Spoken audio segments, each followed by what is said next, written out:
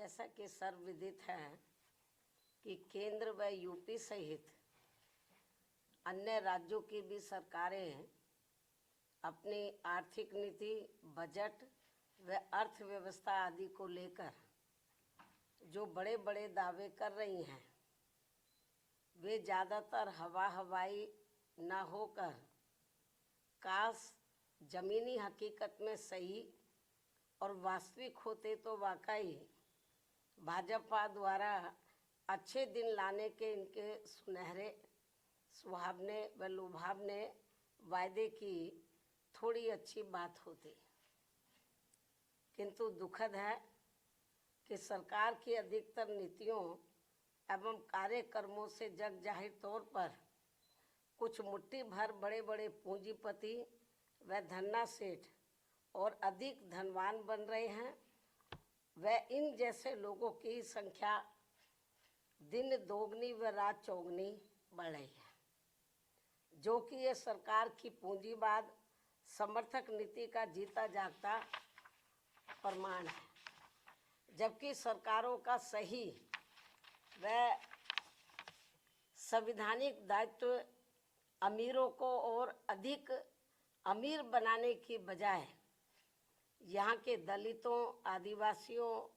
पिछड़े वर्गों व अन्य मेहनतकश समाज से संबंधित रखने वाले करीब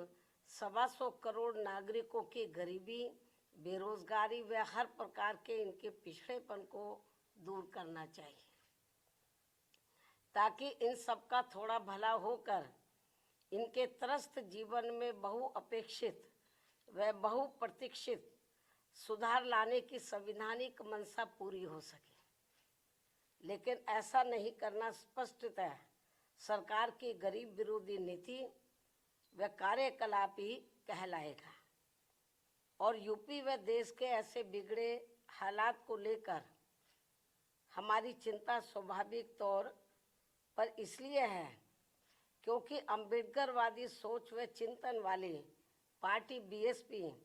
इन्हीं वर्गों के शोषित पीड़ित करोड़ों लोगों को अपने पैरों पर खड़ा करने के लिए अस्तित्व में आई है और परम पूज्य बाबा साहब डॉक्टर भीमराव अम्बेडकर के जीवन आदर्श की तरह ही लगातार संघर्षरत भी है तथा साथ ही उत्तर प्रदेश में 4 बार मेरे नेतृत्व में रही सरकार में सामाजिक परिवर्तन व आर्थिक मुक्ति का ऐतिहासिक सुधार जमीन पर उतार करके भी दिखाया है, जो इसका ये खास उदाहरण भी है। इसके अलावा वैसे तो यूपी को वर्तमान में जो चल रही है यूपी सरकार, यूपी को देश का ग्रोथ इंजन होने का दावा करते हुए नहीं थकती है, किंतु आबादी के हिसाब से देश के सबसे बड़े राज्य होने के बावजूद यहाँ के लोगों के जीवन की जो शिक्षा, स्वास्थ्य, सड़क, बिजली, पानी आदि बुनियादी जरूरतों को लेकर जो दुर्दशा है वह किसी से भी छिपी हुई नहीं है। केंद्र की तरह यूपी सरकार के पास भी धन की कमी नहीं है, लेकिन इसका इस्तेमाल यहाँ के गरीब लोगों के हित कल्याण तथा इनके जीवन सुधार में पूरे सही से नहीं होना, ये काफ़ी चिंताजनक बात है। ये कांग्रेसी कृत्य है, ये तो कभी कांग्रेस के ज़माने में होता था। ये कांग्रेसी कृत्य है जिस नक्शे कदम पर अब भाजपा सरकारें भी चलती हुई नज़र आ रही हैं। भाजपा व अन्य और जो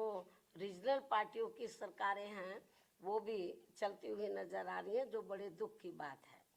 इतना ही नहीं बल्कि कांग्रेस व सपा सरकार की तरह ही भाजपा सरकार द्वारा भी बाबा साहब डॉक्टर भीमराव अम्बेडकर समग्र विकास योजना आदि जैसी महत्वपूर्ण योजनाओं को निष्क्रिय बना देने के कारण हमने जो डॉक्टर भीमराव अम्बेडकर समग्र विकास योजना यूपी में शुरू की थी, तो इसको कांग्रेस और सपा की सरकार की तरह ही भाजपा सरकार द्वारा भी डॉक्टर अंबेडकर समग्र विकास, ग्राम विकास योजना आदि जैसी महत्वपूर्ण योजनाओं को निष्क्रिय बना देने के कारण अब गरीब ग्रामीण परिवारों का अपेक्षित समग्र विकास प्रभावित है। जबकि बीएसपी की सरकार ने इस योजना को भरपूर धन देकर गांवों को 17 बुनियादी सुविधाओं से जोड़कर यहाँ लोगों के जीवन में काफ़ी सुधार लाया था। ये बात सर्वविदित है। लेकिन अब आम चर्चा के मुताबिक अधिकांश सरकारों पर लोगों को बसाने से ज़्यादा लोगों के घर उजाड़ने के ज़्यादा आरोप हर जगह लग रहे हैं। ये भी आम चर्चा है। इसके साथ ही मध्य प्रदेश भाजपा सरकार के वरिष्ठ मंत्री द्वारा विभिन्न सरकारी कल्याणकारी योजनाओं के लाभार्थियों को भिखारियों की फौज बताने से इन करोड़ गरीब अपेक्षितों के प्रति इनकी हीन, संकीर्ण एवं जातिवादी सोच ज़्यादा प्रदर्शित होती है, जो ये गंभीर विषय भी है। क्योंकि सरकार द्वारा पहले अपनी गलत नीतियों में कार्यकलापों आदि से इन नागरिकों को महंगाई, गरीबी, बेरोजगारी, अशिक्षा, पिछड़ापन आदि की गुलाम व लाचार जिंदगी में बांधना और फिर सरकारी योजनाओं के तहत इन्हें कुछ राहत देकर अपमानित करना ये अति शर्मनाक है। मतलब मामूली सा राहत देकर। उससे भी दुखद बात यह है कि दलित, शोषित, पीड़ित गरीबों को थोड़ा सा अनाज देकर इनका वोट लेकर सरकार बनाना और सरकार बन जाने पर इनको भिखारियों की फौज बताकर इनके आत्मसम्मान व स्वाभिमान को जबरदस्त ठेस पहुंचाने वाली खुली गरीब विरोधी जातिवादी राजनीति करना ये ठीक नहीं है। और इसकी जितनी भी निंदा की जाए वह कम है। ये विषय हालांकि मीडिया में तो काफ़ी चर्चा में रहा है, लेकिन इसके बावजूद केंद्रीय नेतृत्व ने इसका संज्ञान लेना उचित नहीं समझा, जो ये भी चिंता की बात है। इसके साथ ही यूपी ही नहीं बल्कि पूरे देश में भाजपा सरकारों द्वारा कानून व सरकारी मशीनरी का दुरुपयोग करके धर्म विशेष के नागरिकों व उनके धार्मिक स्थलों आदि को जो टारगेट किया जा रहा है, वह संविधान की मान मर्यादा व उसके धर्मनिरपेक्षता के मूल सिद्धांत के विरुद्ध वास्तव में देश के विकास को बाधित करने वाला कदम है। और अब मेरा यही कहना है, केंद्र व यूपी सहित सभी राज्य सरकारों को अपनी संकीर्ण, द्वेषपूर्ण, जातिवादी व सांप्रदायिकता आदि के कृत्यों से जरूर बचना चाहिए, क्योंकि इससे देश के करोड़ों गरीबों, मजदूरों, शोषितों, पीड़ितों, दलितों, आदिवासियों, पिछड़ों व अन्य मेहनतकश नागरिकों का हित व कल्याण नहीं हो पा रहा है, और जिससे वास्तव में देश हित भी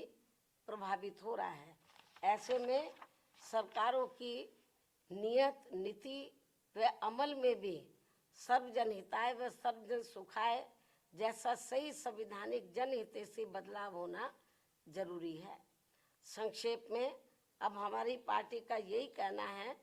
कि हर वर्ष केंद्र व राज्यों के बजट में देश, प्रदेश व जनहित की जो काफ़ी बड़ी बड़ी बातें कही जाती हैं, और आपको मालूम है इस समय बजट का दौर चल रहा है पूरे देश में। राज्यों की सरकारें अपना बजट रख रही हैं, केंद्र की सरकार ने भी बजट रखा, चर्चा भी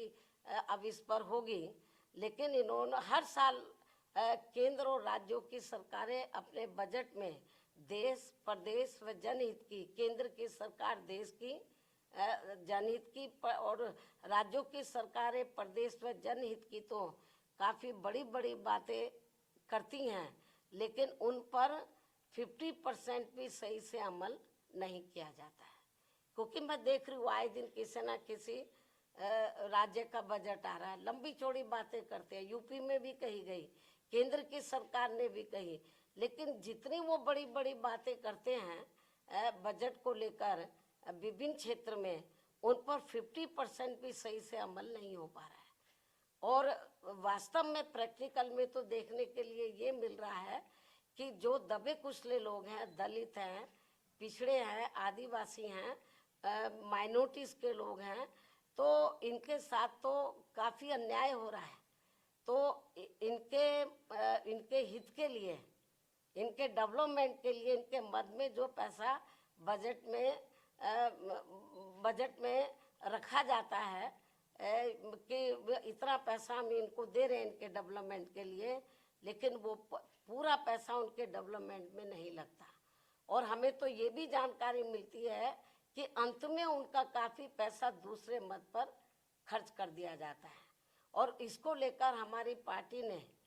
पार्लियामेंट के अंदर भी आवाज़ उठाई थी। जब मैं मेंबर पार्लियामेंट थी, मैंने भी इस मुद्दे को काफ़ी गर्मजोशी के साथ उठाया था। केंद्र की सरकार का ध्यान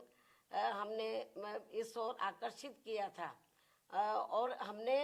ठोस प्रमाण दिए थे केंद्र की सरकार को,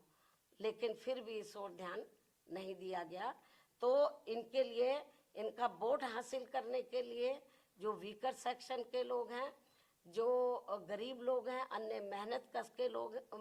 कश लोग हैं, इनके डेवलपमेंट के लिए बातें तो बड़ी बड़ी कही जाती है बजट में। इस बार भी काफ़ी लंबी चौड़ी बातें कही हैं, लेकिन वो पैसा भी पूरा इन पर खर्च नहीं होता है। और आखिर में चुपके से, बहुत ही सावधानी पूर्वक, मतलब चुपके से, मालूम भी किसी को ना पड़े, दूसरे मद में पैसा ट्रांसफ़र कर दिया जाता है। तो ये हाल है बजट का। इसलिए ये जो बजट में खास तौर से हर साल जो बड़ी बड़ी बातें कही जा रही हैं, अब भी कही जा रही हैं, तो मेरे ख्याल उसका फ़ायदा